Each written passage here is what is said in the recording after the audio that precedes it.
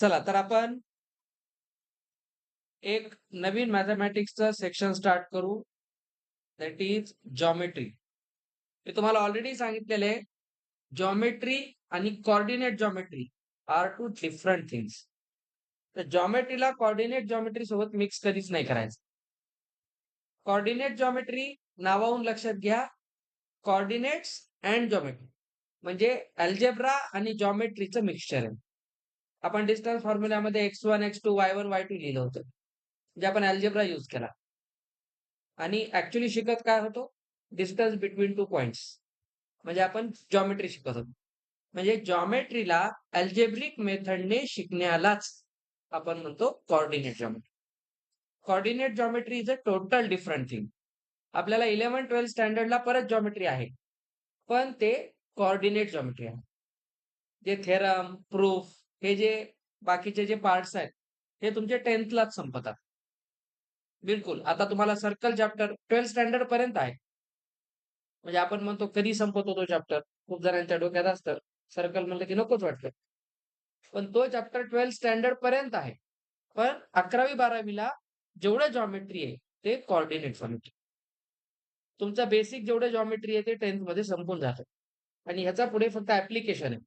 म्हणजे इथं तुम्ही आता जॉमेट्रीमध्ये जे काही आता शिकाल, तो भाग वेगळा.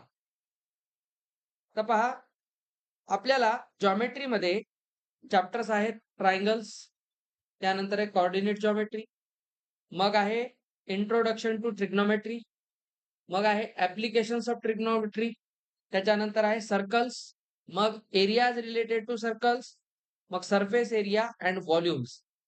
तर you can understand here the most of the portion is covered by geometry. तर 10th स्टँडर्डमध्ये जॉमेट्री खूप आहे. अल्जेब्रा फार कमी आहे. अल्जेब्रामध्ये तुम्ही फायनली कुठं संपते अल्जेब्रा तुमचं? एपी चॅप्टरमध्ये संपून जातं. अरिथमेटिक प्रोग्रेशनला अल्जेब्रा खतम. पण इथे मात्र खूप मोठी लिस्ट आहे. आणि सीबीएसईने दरवर्षी आपल्या सवयीप्रमाणे सिलेबस कमी, कमी, कमी करायचं ठरवलेलं आहे. म्हणजे मला वाटायला प्रत्येक चॅप्टरचा एकच प्रश्न येतो काय की छोटा-छोटा. एवढा सिलेबस कात्रीने कापून, कापून कात्रीला लाज वाटायला लागली आता. किती कापायलेत म्हणून. ते काही असो, तो भाग सोडा. आपल्याला जे आहे ते शिकणं आहे. आपण आता स्टार्ट करत आहोत आज एक महत्वाचा चॅप्टर, ज्याचं नाव आहे ट्रायंगल्स. या ट्रायंगलला स्टेट बोर्डमध्ये एक नाव आहे. ऑर मध्ये लक्षात ठेवा. या चॅप्टरचं दुसरं नाव आहे सिमिलर ट्रायंगल्स, किंवा याला स्टेट बोर्डमध्ये नाव आहे सिमिलॅरिटी. हा स्टेट बोर्डचा पहिला चॅप्टर आहे. ठीक आहे. तुमच्या सिलेबसची सुरुवात अल्जेब्रा होते. सीबीएसई मध्ये ती जॉमेट्री, स्टेट बोर्डमध्ये जॉमेट्री नव्हते. तर तिथं सिमिलॅरिटी नावाचा तो चॅप्टर आहे. या चॅप्टरमध्ये अजून सांगतो, जर तुम्हाला एक चांगली मास्टरी आणायची आहे ट्रायंगल चॅप्टरमध्ये, तर you should learn state board book also for depth. अजून खूप चांगल्या गोष्टी आहेत. असं नाही की तुम्ही सीबीएसई ते शिकत नाही. सीबीएसई मध्ये तुम्ही काय शिकता? कमी थेअरी पण चांगले क्वेश्चन्स. आता तुम्हाला टेक्स्टबुक मध्ये जे क्वेश्चन आहेत ते फार बेसिक आहेत. पण आता तुमच्या माहितीस्तव बोर्ड काय करणार यावेळेस? कॉम्पिटन्सी बेस्ड क्वेश्चन जास्त विचारणार. तर तुमची बोर्ड एक्झाम ही बऱ्यापैकी टफ साईडला जाणार आहे.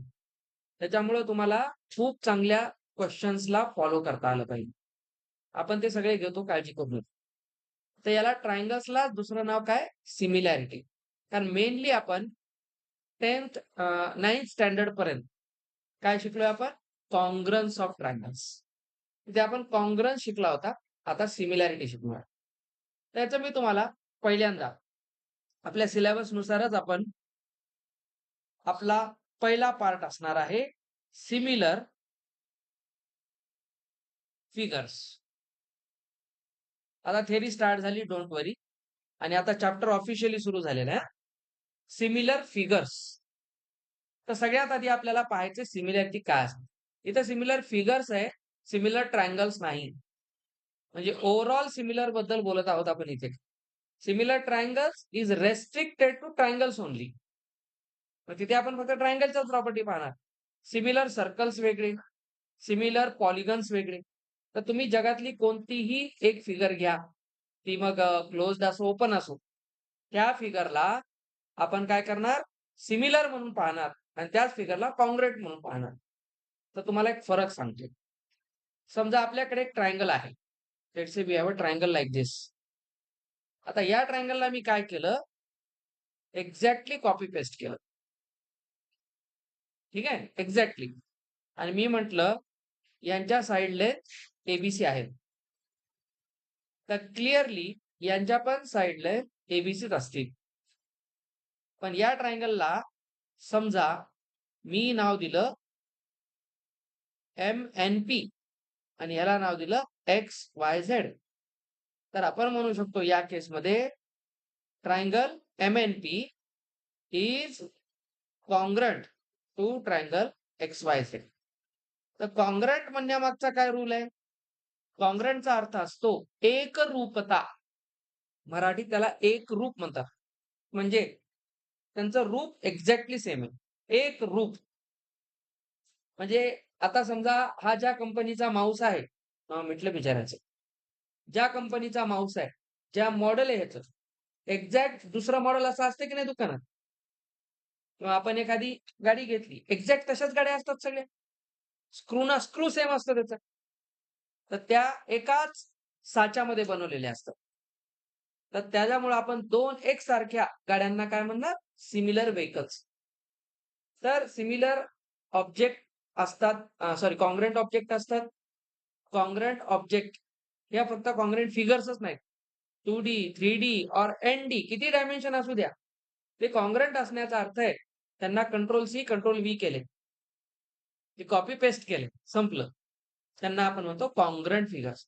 कॉन्ग्रुएंटचा अर्थ सरळ-सरळ की जी याला आपण असं म्हणतो बिकॉज पहिलं काम की जी MN साइड आहे ती कॉन्ग्रुएंट आहे XY ला. ठीक आहे? त्याच्यानंतर जी NP साइड आहे ती कॉन्ग्रुएंट आहे YZ ला आणि जी MP साइड आहे ती कॉन्ग्रुएंट आहे XZ ला. तर याला आपण ट्रिपल S क्रायटेरियनने म्हणणार congruent. So this is congruency. Congruency is nothing but एकरूपता. त्याच्या नावातच आहे एकसारखं रूप. या दोघांचं एकसारखं रूप आहे. म्हणजे by all dimensions they are exactly matching. All dimensions. आता ट्रायंगलचे काय डायमेन्शन्स असतात? Sides and angles. कोणताही ट्रायंगल 2च क्रायटेरियाने डिफाईन होतो. ट्रायंगलची स्टडी करा जर तुम्हाला कोणी म्हटलं, म्हणजे जे ट्रिग्नोमेट्री करते. ट्रिग्नोमेट्री ट्रायंगलची स्टडी करते. ट्रिग्नोमेट्री ट्रायंगलची स्टडी करते म्हणजे काय करते? त्याच्या साइड्स आणि अँगलची स्टडी करते. तर जेव्हा 2 दिलेल्या ट्रायंगल्समध्ये एक्झॅक्टली मॅचिंग ट्रायंगल्स असतील, म्हणजे त्यांचा area same, perimeter same, length same, angle same, सगळं एक्झॅक्टली मॅचिंगचा अर्थच आहे त्याचा तुम्ही सरळ-सरळ क्लोन केला तयार. तर त्याला आपण म्हणू congruent figures. Similarity is a different thing. Similar triangles आणि कॉन्ग्रुएंट ट्रायंगल्स मध्ये मॅथमॅटिकली खूप मोठा डिफरन्स आहे. त्यांचे सगळे टूल्सच बदलतात. त्यांचे सगळे रूल्स अँड रूल्स सगळे बदलून जातात. तर हे झाली तुमची कॉन्ग्रुएंट फिगर्स. आता आपण काय करू? समजा मी एक ट्रायंगल घेतला. या ट्रायंगलला मी केलं कॉपी पेस्ट. नीट समजून घ्या. त्याला समजा इथं आणलं. आणि या ट्रायंगलला मी थोडंसं एक्सटेंड केलं. Now we can see these two triangles are not congruent. समजलं? आता कॉन्ग्रुएंट नाही. कारण एक्झॅक्टली मॅचिंग नाही. जेव्हा आपण याला उचलून इथं आणू, तेव्हा तो त्याच्यामध्ये एक्झॅक्टली फिट बसत नाही. म्हणजे तो त्याला मॅच होत नाही साइडला. कुठेही मॅच होत नाही. म्हणजे आता ऑब्व्हियसली कॉन्ग्रुएंट तर नाहीत. मग काय? सिमिलर असतीलही नसतीलही. असं म्हणायचं नाही कॉन्ग्रुएंट नाही म्हणजे सिमिलर आहे. असं कोणत्याही ग्रंथात लिहिलेलं नाही. If two figures are not congruent, then it doesn't mean they are similar. They may be or may not be similar. तर सिमिलर असण्यासाठी काही कंडिशन्स आहेत. आणि म्हणून आपण ट्रायंगल मध्ये जेव्हा शिकतो, किंवा सिमिलर ट्रायंगल असो, सिमिलर सर्कल्स असो, एनी सिमिलर फिगर असो. त्याच्यासाठी काही कंडिशन त्याला फुलफिल करावं लागतात. आणि त्याच कंडिशन्सवर डिपेंड एक आपल्याला थेल्स थेरम आहे. थेल्स थेरमलाच बेसिक प्रोपोर्शनॅलिटी थेरम बीपीटी असे म्हणतात. आणि तो थेरम इतका महत्वाचा आहे, की इंटरनॅशनल ऑलिम्पियाडचे क्वेश्चन या थेरमवर आहेत. इंटरनॅशनल ऑलिम्पियाड IMO आपल्या शाळेतलं नाही. ओरिजिनल IMO म्हणजे जगात भारतातून 5च विद्यार्थी सिलेक्ट होतात. एका देशातून 5 फक्त. ते सगळ्यात टफेस्ट एक्झाम आहे जगातली. तर तिथे डायरेक्ट क्वेशन्स ह्याच्यातून येतात. तर ट्रायंगल हा चॅप्टर कोणत्याही कॉम्पिटिशनसाठी खूप इम्पॉर्टंट आहे. सर मग आम्ही यांना सिमिलर कसं म्हणावं? तर सिंपल गोष्ट सांगतो. नीट आता समजून घ्या. समजा या ट्रायंगलच्या साइड लेंथ काय आहेत? ABC आणि याच्या आहेत PQR. ठीक आहे? आता मला ऑब्व्हियसली माहिती आहे, की length A is not equal to length P. एवढं माहिती आहे. Length A is less than length P. एवढं माहिती आहे. पण एक्झॅक्टली मॅचिंग नाही येत. इथे कसं होतं बघा. A is equal to A, B is equal to B, C is equal to C. No doubt. ते तर काय कॉपी पेस्ट केलं होतं. त्याला कॉपी पेस्ट केलं, पण नंतर एडिटही केलं. समजलं? उगा याच्यामध्ये मग चेंजेस केले. पण चेंजेस करताना एकानं काय केलं बघा. त्याने घेतला इकडची साइड लेंथ A आणि एक्झॅक्टली ह्याच्यासोबत दुसरी साइड कोणती घेतली? P. त्या फॉर्ममध्ये दिसणारी. त्या Pला ह्याने घेतलं त्याच्या रेशोमध्ये. आता नीट समजून घ्या. इथे तुमची डेफिनेशन लपलेली आहे. कॉन्ग्रंट अँड सिमिलर मधला फरक इथे. A अँड P चा एक रेशो घेतला. मग त्यांनी काय केलं? C चा रेशो घेतला R सोबत आणि B चा रेशो घेतला Q सोबत आणि लक्षात आलं, की हे रेशो सेम आहे. रेशो सेम आहे. लेंथ डिफरंट आहे. अरे बाबा, मी म्हणलं ही लेंथ 2 आहे, ही 4 आहे, ही 3 आहे, ही 6 आहे, ही 4 आहे, ही 8 आहे. तर बघा सगळ्यांचा रेशो 1/2 आहे. 2:4, 3:6, 4:8. All are equal to 1:2. आता एक गोष्ट समजली. If in given two triangles the ratios of corresponding sides कोणत्याही साइडचा कोणाशी नाही. A चा रेशो Q सोबत नाही जमणार. बघा मी A चा रेशो कोणासोबत घेतला? P सोबत. नेहमी असंही नसणार. A इकडे असेल, P इकडे असू शकतो. तुम्हाला मुद्दाम फिगर रोटेट करून दाखवतील. तुम्हाला फसवण्याचे सगळे मार्ग त्यांना माहिती आहेत. आणि आपल्याला आधीच समजून घ्यायचं, की ते मला कोणत्या खड्ड्यात पाडू शकतात. त्या सगळ्या खड्ड्यांना आपण आधीच प्रॅक्टिस करून घ्यायची. इथली फक्त गोष्ट लक्षात घ्या. A चा रेशो P सोबत पाहायला, A चा रेशो Q सोबत नाही पाहायचा. That's different thing.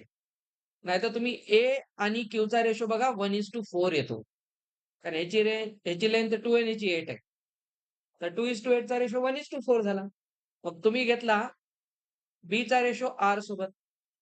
तर तो किती होतोय? 4:6 म्हणजे 2:3. रेशो बदलला. म्हणजे आम्ही कोणत्याही साइडला दुसऱ्या ट्रायंगलच्या दुसऱ्या कोणत्याही साइड सोबत नाही मॅच करू शकत. तर आपल्याला काय बघावं लागेल? म्हणून सांगतो पूर्ण जॉमेट्रीमध्ये एक महत्त्वाची गोष्ट असते. That is correspondence. मी तुम्हाला 9th स्टँडर्ड पासून सांगेन. करस्पॉन्डन्स त्याला मराठीमध्ये म्हणतात एकसंगतपणा. 1 to 1 करस्पॉन्डन्स लिहित होतो की नाही आपण? तर ह्याच्यामध्ये लक्षात घ्यायचं, आपण डेफिनेशन लिहू चांगल्या लँग्वेजमध्ये. पण आधी तुम्ही याचं इंट्युशन ग्रो करा. तुम्हाला याचा कॉन्सेप्ट समजू द्या. मग ह्याच्यात आणि ह्याच्यात काय फरक आहे? सर ह्यांचा रेशो घेता येत नाही का? कॉन्ग्रुएंट ट्रायंगलचा रेशो घेता येणार नाही का? रेशो तर कोणाचाही घेता येते. Taking ratio means comparing. Compare करा. A:A चा रेशो 1:1 येईल. B:B पण 1:1 येईल. C:C पण 1:1 येईल. जर याची लेंथ 2 आहे, तर याची 2. समजा याची लेंथ मी जर 4 घेतली, तर ह्याची पण 4च व्हायला पाहिजे. आणि याची जर 6 असेल, तर हे पण 6च व्हायला पाहिजे.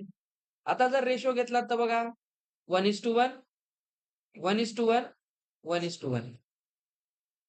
कळलं? इथे करस्पॉन्डिंग साइड तुम्ही घेतलात. एक्झॅक्टली मॅचिंगचा अर्थ काय आहे? ही 2 असेल तर ही पण 2च असेल ना, तरच मॅच होईल ना.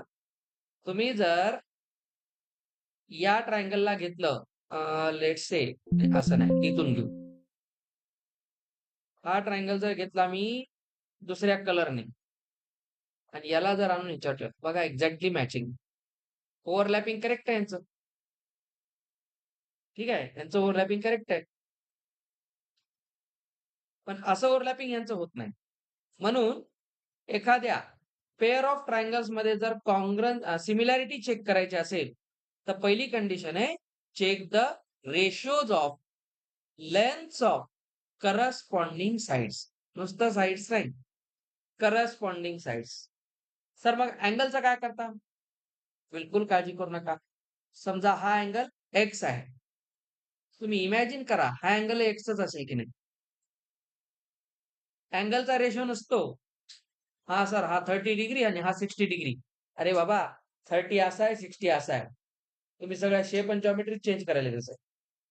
तुम्ही एक साधं इमॅजिन करा ना. बघा मी काय सांगतो हा पहा. पहा मला काही गोष्टी आता कळतील इथे. असू द्या. समजा मी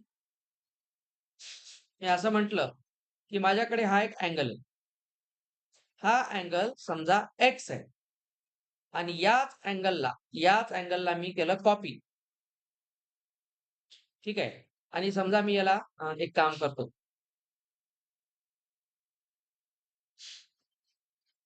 याचा मी कलर चेंज करतो. आता थोडंसं लक्ष देऊन पहा. ह्याच्यावर याला ओव्हरलॅप केलं. अँगल सेम आहे की नाही? पण मी आता काय करतो बघा. हा जो होता येलो कलरचा याला मी पुढे एक्सटेंड करतो.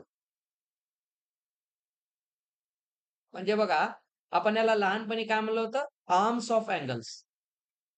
हे आर्म्स आहेत. आता मी आर्म्स वाढवले. तर आता कॉन्ग्रंट तर नाहीये. पण पहा बरं अँगलमध्ये काही फरक आहे का? तर सिमिलर फिगर्समध्ये अँगलचा रेशो नसतो. अँगल्स एक्झॅक्टली कॉन्ग्रंट असतात. तर 2 कंडिशन लक्षात ठेवा. आता हे तुम्हाला समजून सांगण्यासाठी होतं, याचा काही रोल नाही. तर एक गोष्ट लक्षात घ्यायची, आपण साइडचा काय घेतो? रेशो. पण कोणत्या साइडचा? करस्पॉन्डिंग. हा शब्द विसरू नका बस. करस्पॉन्डिंग साइडचा रेशो घेतो. मी काही गोष्टी ज्या इम्पोर्टंट आहेत पुढे शिकण्यासाठी, तुमच्या सिलेबसमध्ये नसतील तरी सांगणार. कारण याचं काम आहे आपल्याला पुढे. ठीक आहे? तर समजून घेत चला. आता बघा, पहिली condition ratios of lengths of corresponding sides. आणि दुसरी condition corresponding angles are congruent and corresponding sides are proportional. 2 condition असतात. सिमिलर मध्ये 2 कंडिशन. एक जर पॉलिगन असेल तर साइडचा रेशो बघतात. नाहीतर म्हणतात सर्कलमध्ये कोणत्या साइडचा रेशो घ्यावा. तिथे हे नसते. सर्कलला कॉन्ग्रंट आणि सिमिलर कसं ठरवणार? अँगल तर नाहीच आहे. रेडियसवर. 2 सर्कलची रेडियस सेम असेल तर कॉन्ग्रंट सर्कल्स. रेडियस डिफरंट आहे. ठीक आहे. रेडियस डिफरंट आहे. तर सिमिलर म्हणता येईल का? सिमिलर म्हणता येईल. हां. सिमिलर का म्हणता येईल? रेशो दोन्हीचे घेतलं तर 1:1 रेशो येणार. ठीक आहे. सेम रेशो येणार जो काही येईल तो. आता समजून घ्या. इथे जर मी घेतलं, आता एक काम करू, ह्याला अँगल XYZ म्हणू. तर पहा इथले पण तेच अँगल काय राहतील? XYZ वर. इथं आपण असं म्हणू शकतो, की angle X is equal to angle Y is equal to angle Z. नाही असं नको. अँगल X ह्याच्या X सोबत, Y सोबत आणि Z सोबत. तर एक गोष्ट, इफ टू ट्रायंगल्स आर, आता मी इथे लिही. If two triangles are similar, then first condition बघा, their corresponding sides are proportional. हे खूप महत्वाचं आहे. जर सिमिलॅरिटी चेक करायची तर आधी हे चेक करायचं. ठीक आहे. Second, there corresponding angles are congruent. इथं प्रोपोर्शनल म्हणू नका. अँगल्सचा रेशो घेत नाहीत. रेशो कोणाचा घेतात? साइड्स. ते कोणत्या? करस्पॉन्डिंग शब्दाला तुम्ही रेस्पॉन्सिबली लक्षात ठेवा. कोणत्याही साइडला दुसऱ्या कोणत्याही साइड सोबत कंपेअर करता येत नाही. तर तुम्हाला जेव्हा दोन ट्रायंगल सिमिलर आहेत असं दाखवायचंय, तर त्याला पण क्रायटेरिया आहे. जसा कॉन्ग्रन्सीचा क्रायटेरिया असतो, तसा सिमिलॅरिटीचा पण क्रायटेरिया असतो. इकडे एक टेस्ट आहे, इंटरेस्टिंग आहे, ए टेस्ट. ही ए टेस्ट ऍक्च्युअली करस्पॉन्डिंग मध्ये कॉन्ग्रंट मध्ये नसते. कॉन्ग्रंट मध्ये ट्रिपल ए नावाची एक टेस्ट होती, पण ती ऍक्च्युअली टेस्ट नाही वापरत आपण. बघा, दोन ट्रायंगलचे दोन करस्पॉन्डिंग अँगल सेम असतील, तर तिसरा आपोआप सेम होईल की नाही? कशावरून? सम 180 करायची. कारण ट्रायंगलची प्रॉपर्टी आहे. तर तुम्हाला त्यांची जर सम 180 करायची असेल, तर मी म्हणलं या ट्रायंगलचे मला दोन अँगल माहिती आहेत, आणि दुसऱ्या ट्रायंगलचे दोन माहिती आहेत, आणि ते दोन्ही सारखे आहेत ह्याच्यासोबत, तर तिसरा आपोआप सारखा होईलच ना सम 180 करण्यासाठी. म्हणजे एकाचा 60-80 आहे, दुसरा 60-80 आहे, तर तिसऱ्याला 40 व्हावंच लागेल, तर ते 180 होईल. ही असते कंडिशन. म्हणून लक्षात घ्या, आपण अँगल्समध्ये एक खास टेस्ट शिकत असतो करस्पॉन्डन्स घेऊन. कशामध्ये? सिमिलरमध्ये. That is a test. तर त्यांनी तुमचं काम सोपं केलं. तुम्हाला हे सांगत होतो. ए टेस्टमध्ये आपण पाहिलं की कोणताही क्रायटेरिया 3 कंडिशनवर असतो. एक तर तुम्ही एस दाखवा, नाहीतर एस दाखवा, किंवा ए दाखवा. आपण याच्यावर 9th मध्ये खूप डिटेल बोललेलो आहोत. आणि तिकडे बघा एक आर-एच-एस क्रायटेरियन होता. ठीक आहे? इथं आर-एच-एस नसतो. सिमिलर ट्रायंगल्समध्ये एस पण आहे, ए पण आहे, एस पण आहे. जो चौथा आर-एच-एस आहे तसा इकडे आर-एच-एस नसतो. इकडे एक असतो ए क्रायटेरिया. म्हणजे त्यांनी काय केलं, चला एक तुम्हाला डिस्काउंट. 3 अँगल दाखवू नका, 2च दाखवा. म्हणजे म्हणायला डिस्काउंट, पण ऍक्च्युअली काही डिस्काउंट नाही. काय सर, 2 सारखे दाखवल्यावर तिसरा तर आपोआप असतोच. कशाचा डिस्काउंट द्यायला? म्हणायच्या गोष्टी. फक्त कॅल्क्युलेशन कमी होते, बाकी काही नाही. तर लक्षात घ्या, जगामध्ये 2 ट्रायंगल जेव्हा सिमिलर आहे म्हणतील, तेव्हा तुमचा फोकस या 2 पॉइंट्सवर असला पाहिजे. खूप महत्वाचं आहे. आता एक असा टॉपिक आहे, जो मी तुम्हाला इथे सांगेन. त्यानं उगा लांबलचक केलं, करू द्या. त्याला तेच करायचं होतं. पहिली एक्झरसाइज तर तुम्ही लहान लेकरं सोडवते तसं सोडू शकता. काही दमच नाही त्याच्यात, 4 प्रश्न आहेत. आता मी एक खास गोष्ट सांगतोय, पहा. थेरॉटिकली आपला चॅप्टर उद्या संपेल. थेरॉटिकली. मग आपल्याला 3-4 दिवस फुल प्रॅक्टिस करायची आहे. आता ऐका. आता एक मेन गोष्ट आहे, जी तुमच्या पार्ट ऑफ सिलेबस नाहीये, पण या चॅप्टरमध्ये महत्वाची. तुम्हाला 2 मिनिटं शिकवतो. आता आपण डिस्कस करणार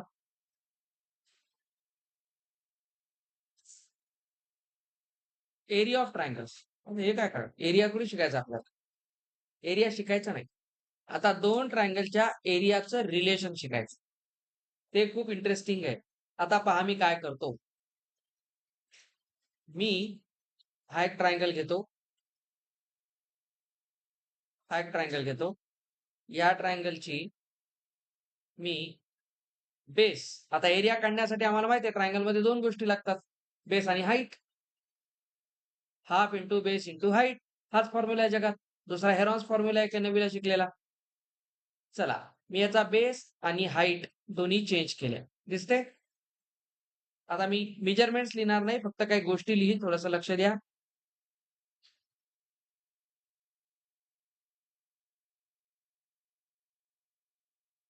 या 2 हाईट्स घेऊ. जॉमेट्रीमध्ये हाईट म्हणजे परपेंडिक्युलर हाईट. इथून इथपर्यंतचा बेस B1, याचा बेस B2. ही माहिती तुमच्या डोक्यात फिक्स ठेवा. मी टाइमपास म्हणून शिकवत नाही. याची हाईट H1, याची हाईट H2. मी याला नाव दिलेलं आहे ट्रायंगल 1, याला नाव ट्रायंगल 2. हे नोटेशन आहे. ओके, ABC, XY, Z एवढं लांब लचक लिहायचं नाही. हे 1, 2, 3 सोपं असते मॅथ्स मध्ये लिहायला. Triangle 1, triangle 2. आता मी म्हणतो एरिया ऑफ ट्रायंगल 1 काय असेल? Sir half into base into height. लिहिलं? याचा एरिया लिहिला. आता एरिया ऑफ ट्रायंगल 2 हाफ. मी इथं काय म्हणतोय नीट समजून घ्या. V1 is not equal to V2. Condition आहे, कारण आपण आता नंबर्स घेत नाहीयेत. आपण अल्जेब्रा वापरतोय. ठीक आहे? सोबत मी म्हणतो H1 is also not equal to H2. म्हणजे ह्यांचा हाईट पण डिफरंट आहे, बेस पण डिफरंट आहे. कंडिशन 1 याला मी म्हणतोय केस 1. आपण शिकतोय relation between areas of triangles. याचा पुढे काम खूप पडणार आहे, लक्ष द्या. तुमचं कॅल्क्युलेशन सोपं होईल, न्यूमेरिकल्स फास्ट होतील आणि हे बोर्डमध्ये अप्लाय करता येतात, कारण हा एक बोर्डचाच पार्ट आहे, लक्षात घ्या. आता मी काय करणार, दोन एरियाला कंपेअर करणार. आता दोन एरियाला कंपेअर करण्यासाठी एकच फंडा असतो, रेशो. मग मी आता घेईन area of triangle 1 is to area of triangle 2. तर बघा, half V1 H1 half V2 H2 पाहिल्याबरोबर आनंद होतो. हाफ कॅन्सल आणि उरला कोण, B1 H1 bye B2 H2. ह्याच्यात कोणी कटेल का? का नाही? इथं सांगितलंय सेम नाही. सेम नाही तर कटतील कसे? सर ह्याच्यात आपण काय असं नवीन शोध लावला? शोध नाही लावला, आपण एक प्रॉपर्टी शिकतोय. एक प्रॉपर्टी आहे. आता बघा मी काय म्हणतो, the ratios of areas of two triangles with different bases and heights is equal to the product of the ratio of product of their corresponding bases and heights. मी जे लिहिलंय ना ते मी फक्त वर्ड मध्ये सांगितलंय. दोन त्रिकोणांच्या क्षेत्रफळांचे गुणोत्तर ज्यांचा पाया आणि उंची भिन्न आहेत, तर तो बरोबर असतो त्यांच्या संगत पाया आणि उंचीच्या गुणाकाराच्या गुणोत्तराला. हेच बोललो मी इंग्लिशमध्ये, मराठीत अजून खराब झालं. आता तुम्ही मला फक्त सांगायला, मी जे बोलतोय त्याला फक्त फिगर मध्ये पहा, कळेल. बघा, ratio of areas of two triangles is equal to, चला इथला इक्वल घ्या. Ratio of areas of two triangles is equal to the ratio of, दिसते, the ratio of product of their corresponding bases and heights. मी वाक्य लिहिणार नाही, डोक्यात ठेवा, एवढं आपल्याला लिहायचं नाही. ही नॉर्मल केस आहे. आता केसेस कशा बदलतात बघा. केस 1 सरळ कशाबद्दल बोलते, बेस डिफरंट, हाईट डिफरंट. आता आपण पुढच्या केसकडे जाऊ. मजा येईल तुम्हाला, पूर्ण जॉमेट्री शिकण्याचीच मजा येईल. आता पहा, चला हा एक ट्रायंगल घेतो मी, दुसरा एक ट्रायंगल घेतो. या ट्रायंगल मध्ये मी आता एक थोडीशी खोडी करणार आहे. दोघांना नाही करायचं, सिलेक्ट एकालाच करायचंय. ती खोडी काय बघा, इथून करतो.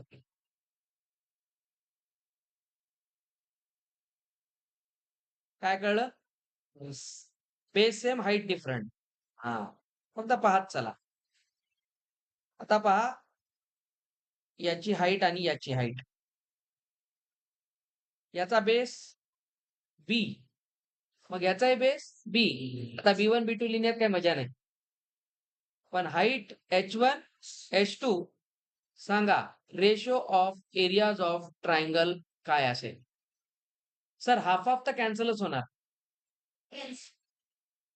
तर या केसमध्ये मला वाटते बी पण कॅन्सल होईल, H1 बाय H2 होईल. तर याचा फायदा काय? जेव्हा दोन ट्रायंगलच्या एरियाचा रेशो काढायचा असतो, तेव्हा तुम्ही विनाकारण बी इंटू एच कशाला कराल? कॅल्क्युलेशन वाढेल ना उगाच. बी इंटू एच करावं लागेल की नाही? हाफ तर चाललंय, पण तुम्हाला ऑलरेडी जर आधीच माहित असेल की बी तर सेम आहे, तर तुम्ही या प्रोडक्ट मध्ये बी घेणारच नाही. तर ही प्रॉपर्टी काय सांगते बघा, केस 2 इथं मी लिहितो, बेसेस आर इक्वल. ही केस 2 आहे. पहिली केस काय होती, नो वन इज सेम.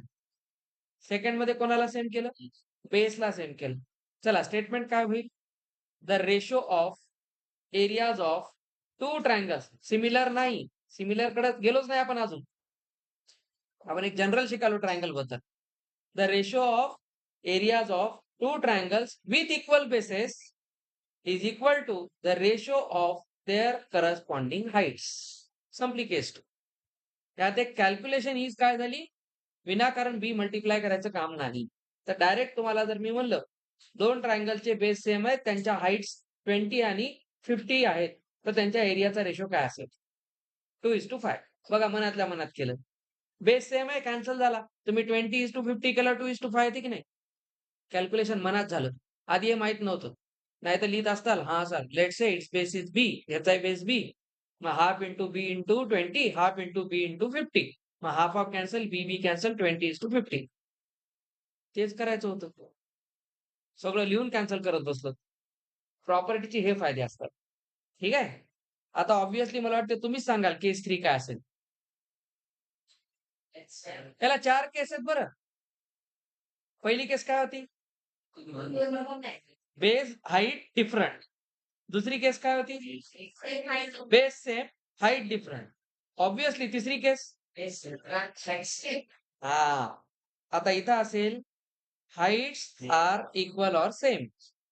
तर सांगा area of triangle 1, area of triangle 2 चा रेशो काय येईल?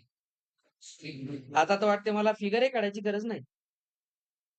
बघा ह्युमन ब्रेन किती फास्ट शिकतो गोष्टी. प्रॉपरली भेटल्या तर. नाहीतर भरकटतो. आता स्टेटमेंट काय होईल? The ratio of areas of two triangles with equal heights is equal to the ratio of their corresponding bases. समजलं? केस 4 काय असेल? किती हुशार आहेत यार तुम्ही. करेक्ट आहे. Bases and heights are equal. काय होईल बरं? 1:1. नाही याला थोडं अजून नीट सांगा. Areas are equal. Area same होईल की नाही? अरे बेसही सेम, हाईटही सेम, तर एरिया सेम होईल की नाही? सगळ्याच कॅन्सल व्हायले म्हणजे काय व्हायले? सर मग तर रेशो 1:1 व्हायलाय. अरे 1:1 रेशो म्हणजे सेम ना. बघा कसं होतं मॅथमॅटिकली चेक करा. तर इथं एरिया ऑफ ट्रायंगल 1 पहा बेटा, किती राग आला तरी मनात शिव्या द्या. काय होईल? हाफ बी एच सगळं सेम आहे ना. इथं काय होणार? सगळे कॅन्सल. काय आलं? 1:1. माझं काही बिघडत नाही.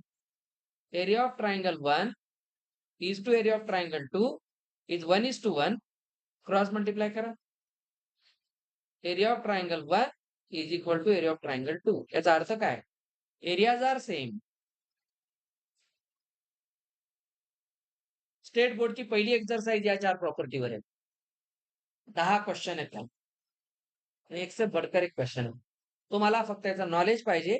पुढे बोर्ड एक्झाम मध्ये एखादा क्वेश्चन सॉल्व्ह करताना चल साभार परत करा. उडाल उडाल.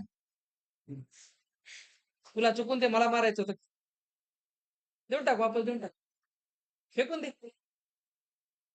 ऐका मी काय सांगाल. बस जेव्हा दोन ट्रायंगलचा बेस आणि हाईट दोन्ही सेम असतात, त्याला मध्ये मध्ये बोलू नका.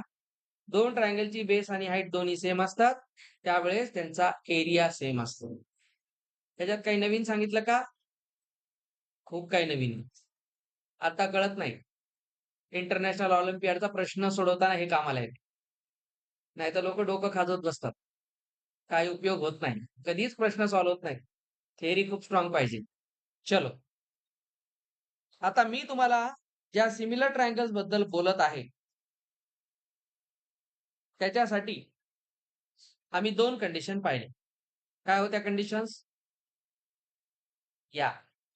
If two triangles are similar, then their corresponding sides are proportional and corresponding angles are. चुकूनही अँगलचा रेशो घेऊ नका. असं काही नसतं. ठीक आहे? अँगलचा रेशो नसतो. अँगल बदलल्याचा अर्थ डायरेक्शन बदलली, त्याचा वेक्टर बदलला. ती फिगरच चेंज होऊन जाते. म्हणजे एका ट्रायंगलचा असा एक अँगल होता 30 डिग्री. तो जर 90 झाला तर बघा ट्रायंगलच बदलला ना बाबा. तर असं काही चेंज करू नका मनानं. तर अँगलचा रेशो घ्यायचा नसतो, हेच मला सांगायचं होतं. आता सिमिलर ट्रायंगल्सवर एक थेरम आहे. That is called Thales theorem.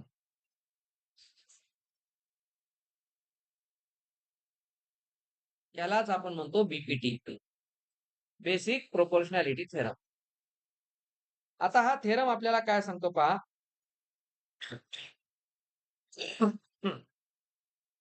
मी आधी पूर्ण फिगर काढून तुम्हाला सांगतो याला काय म्हणायचंय. याचं म्हणणं आधी समजून घ्या. थेल्स थेरम, ऑब्व्हियसली थेल्स नावाचा माणूस होता. माणूस म्हणजे थोडं बेकार वाटायले. मॅथमॅटिशियन होता. आता आपण एक ट्रायंगल घेऊ. कोणताही एक ट्रायंगल घ्या. थोडस लक्ष द्या. या ट्रायंगलला ऑब्व्हियसली 3 साइड असतात. तर यातल्या आपण कोणत्याही 2 साइड घेऊ. नीट पहा. मी या आणि या साइडवर कोणतेही 2 पॉइंट घेतले. नीट समजून घ्या. मी मिड पॉइंट आहेत असं म्हणत नाही. जर कोणाच्या डोक्यात ते आला असेल, तर आत्ताच काढून फेकून द्या. मी सरळ एक काम करणार. Now I will draw a line joining 2 points on 2 sides. आता ते जे 2 पॉइंट आहेत ते मी कुठलेतरी आर्बिट्ररी निवडले, पण त्यांना जोडल्यावर मला जी लाईन मिळाली. सर तुम्ही तर लाईन सेगमेंट काढला. मी लाईन पुढे गेले, मागे पुढे गेले की लाईन होते. आपल्याला याची शाही संपवायची नाही. आता ही जी लाईन आहे, ही पहा या थर्ड साइडला पॅरलल आहे. आपण आधी याला समजून घेऊ, मग याला स्टेटमेंटमध्ये लिहू. थेरम काय सांगतो, मग आपण हळूहळू थेरमचं प्रूफ बघू. याचं प्रूफ विचारलं जातं बोर्ड एक्झाम मध्ये. State and proof Thales theorem असा एक प्रश्न येतो 4 मार्काला. सेक्शन सी किंवा डी मध्ये विचारला जाईल. त्याच्यामुळे याच्या प्रूफला आपल्याला शिकायचंय. याचं प्रूफ जे तुम्हाला सीबीएसईच्या बुक मध्ये दिलंय तेच वापरायचं. आता मी ज्या प्रॉपर्टी शिकवल्या ना, त्या इथं कामाला येतात म्हणून शिकवल्या. मी कोणती गोष्ट फुकट नाही शिकवत. म्हणजे फीस घेऊन शिकवतो असा अर्थ नाही त्याचा. कामापुरती शिका. मी काय करतोय बघा. अ लाईन बघा. अ लाईन ड्रॉन पॅरलल. एक लाईन पॅरलल काढली. आधी आपण समजून घ्यायला म्हणायचे काय. एबीसी ट्रायंगल मध्ये आम्ही हे 2 पॉइंट घेतले. त्यांना जोडलं. ते 2 पॉइंट लेट्स से पीक्यू आहेत. हे 2 पॉइंट जोडून जी लाईन मिळाली पीक्यू, ती आम्हाला लक्षात आली की ती बीसीला पॅरलल आहे. या थेरमला प्रूव्ह करण्यासाठी पहिली कंडिशन ही आहे की तुम्ही कोणती लाईन घ्या 2 साइडला जोडणारी, ती थर्ड साइड म्हणजे रिमेनिंग साइड ला पॅरलल असली पाहिजे. तर ही फिगर कधी अशी नाही जमणार. दिस इज रॉंग. कारण ही 2 पॉइंटला जोडते पण याला पॅरलल नाहीये. तर हा थेरम इथं व्हॅलिड नाही. थेरम फक्त पॅरलल साइडसाठी व्हॅलिड आहे. हां, तो मिड पॉइंट नसला तरी चालेल. मिड पॉइंट आला तर ती एक स्पेशल केस असते. कोणत्या ह्याच्यामध्ये मिड पॉइंट वगैरे जर आले तर ती एक स्पेशल केस असते. आपण ह्याला जनरलाइज करतोय. म्हणजे तुम्ही असं अझ्युम करा, इसको जाने दो. असं अझ्युम करा की ही जी लाईन आहे, तिला मी इथे जरी आणलं, बघा मी याला पूर्ण इथे फिरू शकतो कुठेही. त्याला आपण लोकस म्हणू. सर लाईन का म्हणतात? अरे लाईन नसती तर हे इथं थांबलं असतं. लाईन असेल तर ती इंटरसेक्ट होईल ना? कळायले का? म्हणून लाईनचा उल्लेख आहे इथं. लाईन सेगमेंट का म्हणत नाही? बुक लिहिताना फार विचार केलेला असतो गोष्टींचा. मी जर म्हणलं असतं लाईन सेगमेंट, तर हा लाईन सेगमेंट इथे सेगमेंट म्हणून काम करतोय. पण बघा बरं, इथे तो ट्रायंगलच्या बाहेर गेला. इथे तर बाहेर चाललाय आणि इथे तर तो मध्येच राहिलाय. झाली की नाही अडचण? मग लाईन म्हणला असतं तर काय फायदा झाला असता? लाईन तर इनफायनाईट आहे. त्याला कुठेही तुम्ही मूव्ह करा, त्या 2 लाईनला कट करणारच. म्हणून लाईन लिहितात. कळलं? चला, जास्त मोठा डोस झाला. गोष्ट समजून घ्या. एक लाईन पॅरलल काढली. तर थेल्सनी सांगितलं, आपल्याला वाटते काय सांगितलं आम्ही प्रूव्ह केलं असतं. आपण नाही करू शकत. थेल्सनी करेक्ट एक गोष्ट सांगितली, ती समजून घ्या. पहा मी काय बोलतो.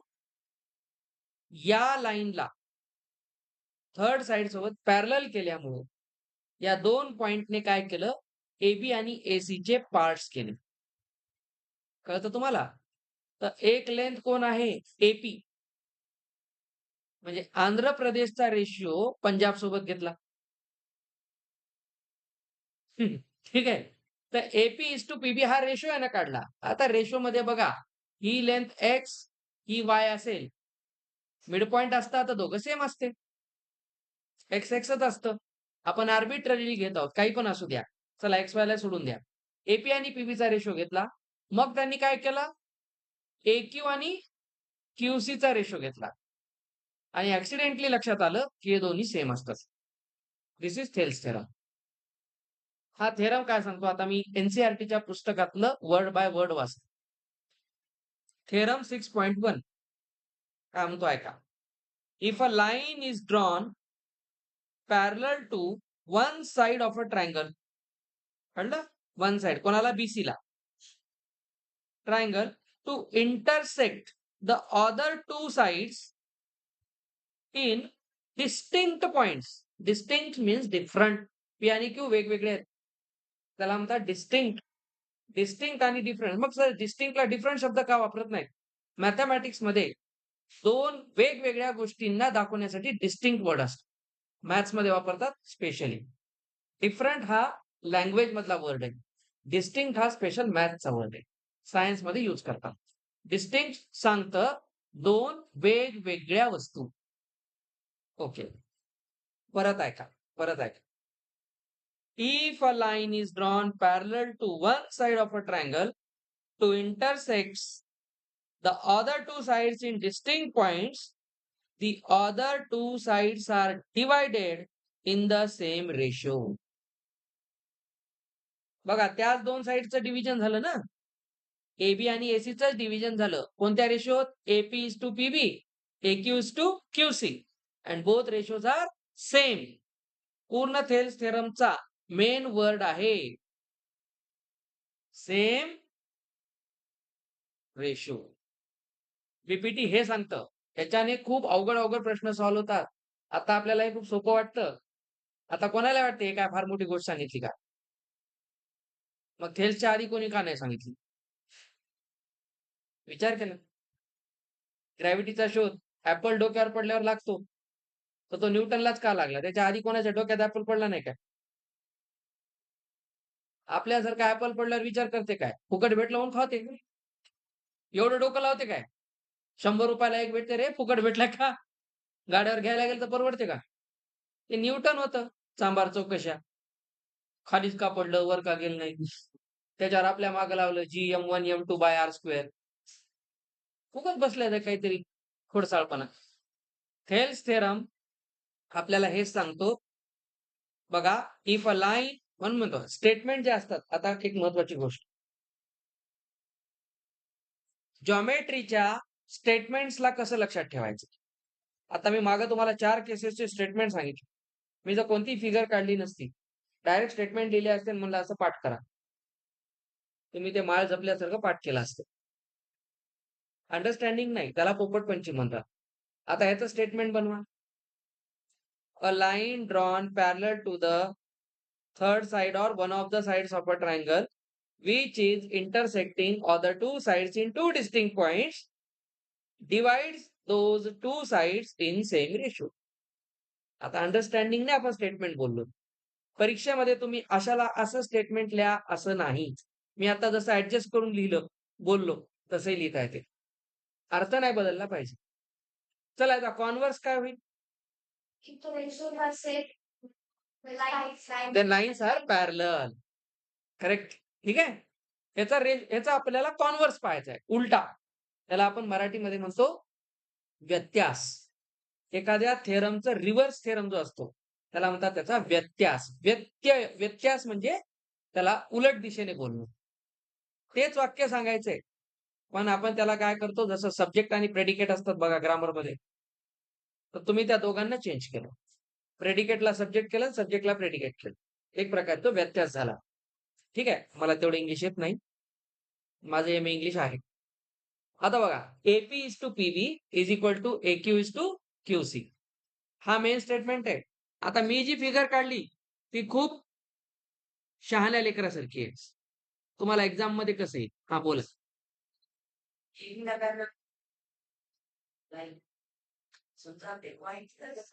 हां, व्हेरी गुड, व्हेरी गुड. मी आता तेच सांगू लागलो.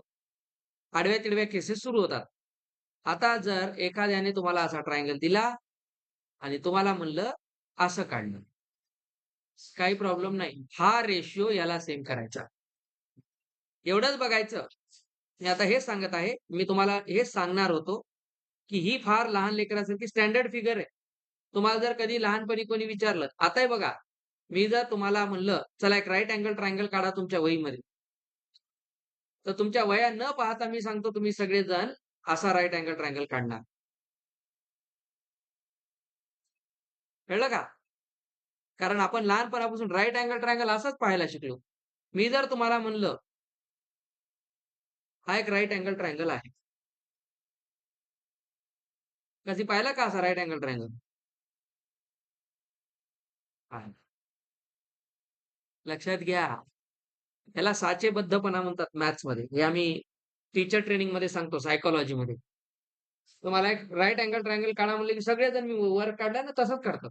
कारण आपण लहानपणापासून राइट अँगल ट्रायंगल म्हणजे असंच पाहायला शिकलो. त्याच्यामुळे अडचणी काय होतात, या अशा आडव्या-तिडव्या फिगर आल्या, की लेकरं कन्फ्यूज होतात. खूप आता तर स्टेट बोर्डच्या पुस्तकात राइट अँगल ट्रायंगल अर्ध्याच्या वर असे आहेत. विचित्रपणे काढे. लेकरांना बघून कळतही नाही ते राइट अँगल ट्रायंगल आहे. आणि त्याच्यावर येतो जॉमेट्रिक मीन थेरम. खूप सुंदर आहे. स्टेट बोर्डचं जॉमेट्री अतिशय भारी आहे. ते सी त्याच्यासमोर कचरा आहे. मी रेकॉर्डिंगमध्ये सांगालो कचरा आहे. कचरा. हां. आता लक्षात घ्या. मेन गोष्ट ऐका, हे डोक्यातून काढून टाका. आता या ठिकाणी जर तुम्हाला कोणी म्हटलं, "पहा बेटा, हा रेशो इथं ए-बी आणि हे सी-डी आहे." तर तुम्ही काय लिहिणार?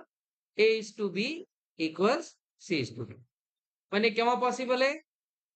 जर इथले 2 पॉइंट समजा हे 2 पॉइंट मी घेतले एम-एन आणि हे घेतलं पी-क्यू.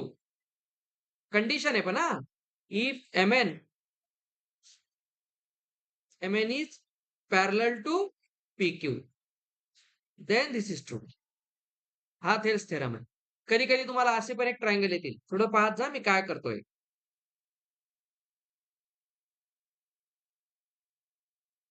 असा ट्रायंगल देतील. तुम्हाला काही करायचं नाही. पॅरलल लाईन फक्त अशी काढायची. तर हा रेशो आणि हा रेशो पण सेम असतो. तर तुम्हाला फिगर कशीही फिरवून देऊ द्या. बोला.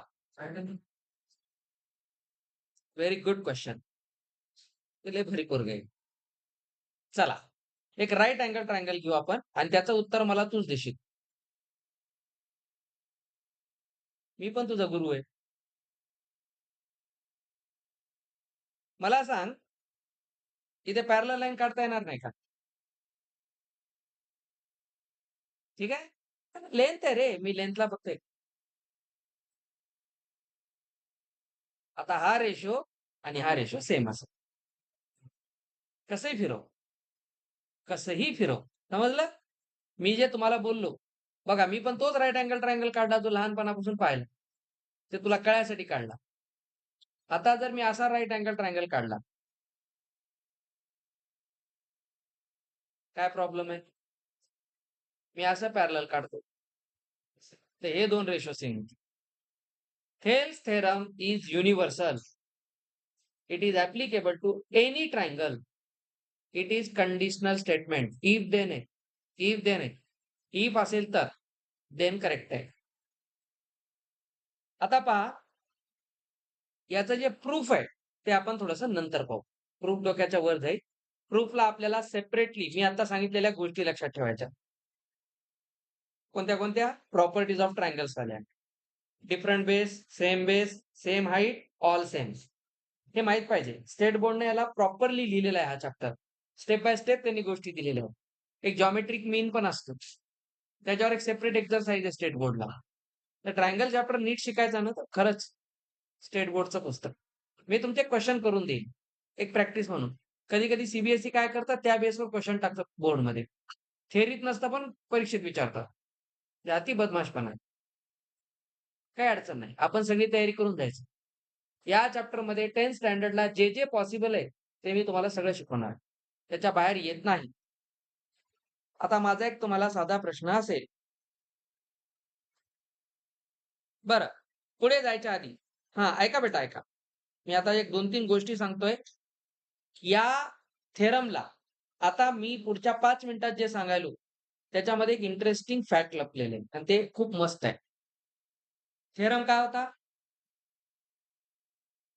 ट्रायंगलमध्ये 2 डिस्टिंक्ट पॉइंटला जोडून काढलेली लाईन रिमेनिंग साइडला पॅरलल असेल, तर ती त्या 2 साइडला इक्वल रेशोमध्ये डिव्हाईड करते. बस एवढा थेरम आहे. सर हा ट्रायंगलमध्येच आहे का? नाही. हा क्वाड्रिलॅटरलमध्ये पण आहे.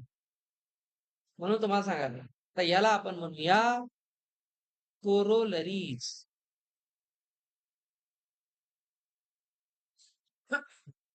त्यांची काय पाहिजे आपल्याला? कोरोलरी. कोरोलरी म्हणजे थेरमच्या सब थेरमला कोरोलरी म्हणतात. एखादा थेरम जर डिफरंट सिच्युएशनमध्ये ॲप्लिकेबल होत असेल, तर त्या थेरमचा तो बनतो सब थेरम आणि सब थेरमला मॅथ्समध्ये म्हणतात कोरोलरी. मराठीत त्याला उपप्रमेय म्हणतात. प्रमेयचा उप म्हणजे सब. ऐका, हे माहीत पाहिजे वर्ड तुम्हाला. कोरोलरीचं काय मीनिंग आहे? If a theorem is applicable in different situations, then those situations are known as corollaries.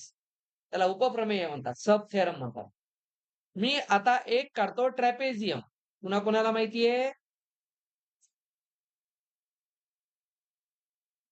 It's not a triangle. Trapezium आहे. आता मी परत तेच बोलतो. ट्रॅपेझियममध्ये मी घेतो कोणत्याही 2 साइड्स आणि त्यांच्यावरचे कोणते 2 पॉइंट घेऊन मी एक पॅरलल लाईन काढतो. ठीक आहे? आणि जर मी यांना नाव दिलं 1, 2, 3, 4 तर थेल्स थेरम इथेही ॲप्लिकेबल आहे. Corollary.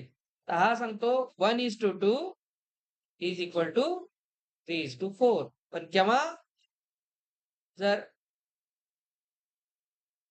If AB is parallel to PQ, then this is true. तर ही झाली याची कोरोलरी. आता या रेशोमध्ये एक सगळ्यात इंटरेस्टिंग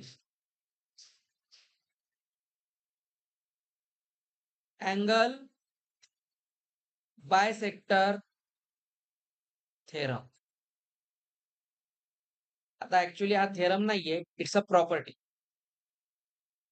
किंवा ही पण त्याचीच एक कोरोलरी आहे. ही पण रेशो बद्दलच बोलते. हे थोडासा नीट समजून घ्या. ह्याच्यात मुलं खूप चुका करतात. Suppose we draw a triangle, any arbitrary triangle. या ट्रायंगल मध्ये मी काय करतो?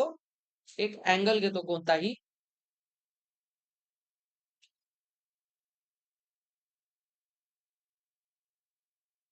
हा अँगल घेतो आणि या अँगलला मी हा रे काढतो.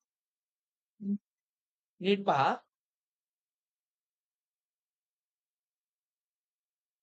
हा रे मी अशा पद्धतीने डिझाइन केला, की हे 2 अँगल सेम आहेत. आता कंट्रोल करा बेटा.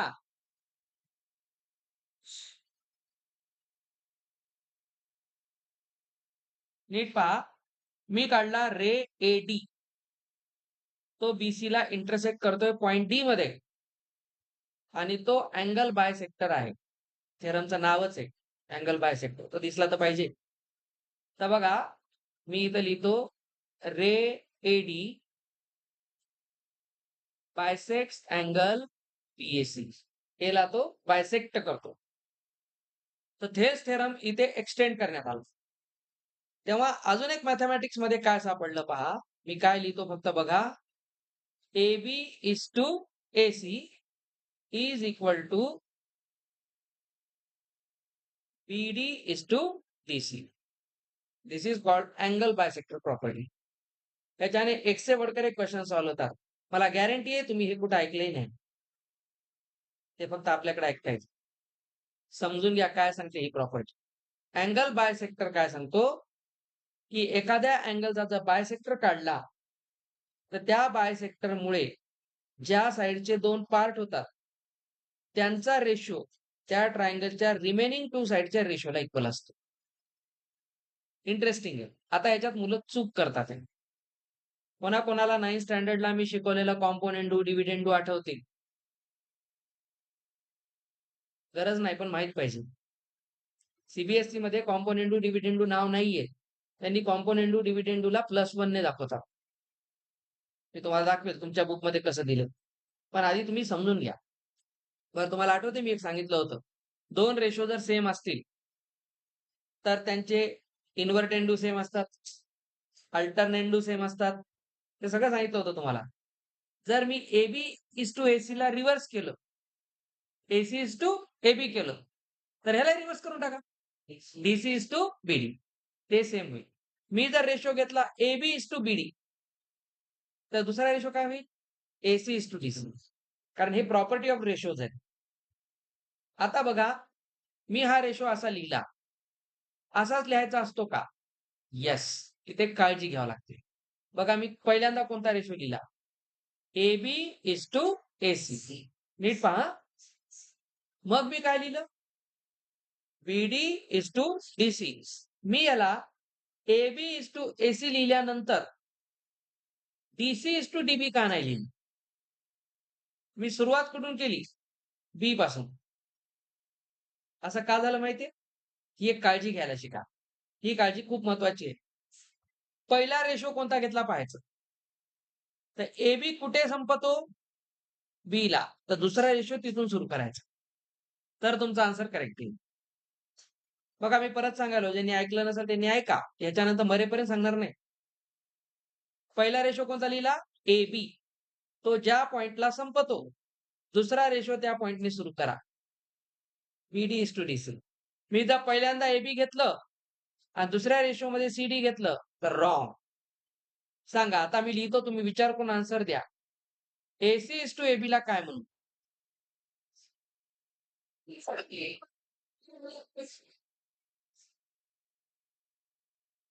बघा Cला संपलं होतं, Cला सुरू झालं. Bला संपलेलं Bला सुरू झालं. तर ही हिंट लक्षात ठेवा, अँगल बायसेक्टर कधीच चुकणार नाही. खूप जणांना हा रेशोच लिहिता येत नाही. त्याच्यात चुका करतात. ट्रायंगलमध्ये ही अडचण आहे. तिथं प्रॉब्लेम कसा होता, पॅरलल लाईन दिसायची, पटपट रेशो दिसायचे. इतर रेशो असे मेसी आहेत, असे एकमेकात मिसळलेले आहेत. मग आपल्याला कळत नाही कोणती पेअर कोणासोबत घ्यायची. चला, मी एक रेशो लिहितो. विचार करून आन्सर द्या. CD:DBला काय लिहावं लागेल? मी जर सुरुवात CD:DB केली. CD कोणासोबत आहे? AC आणि खाली कोण येईल? AB. बघा मी वरचंच लिहिले. तुमचं लक्ष मी डायव्हर्ट केलं. मी लिहिलंय वरचंच, फक्त तुमचं लक्ष डायव्हर्ट केलं. तुम्हाला मी मुद्दाम CD आणि DB मध्ये अडकवलं. ॲक्चुअली मी त्यालाच मागे-पुढे करून लिहिलं.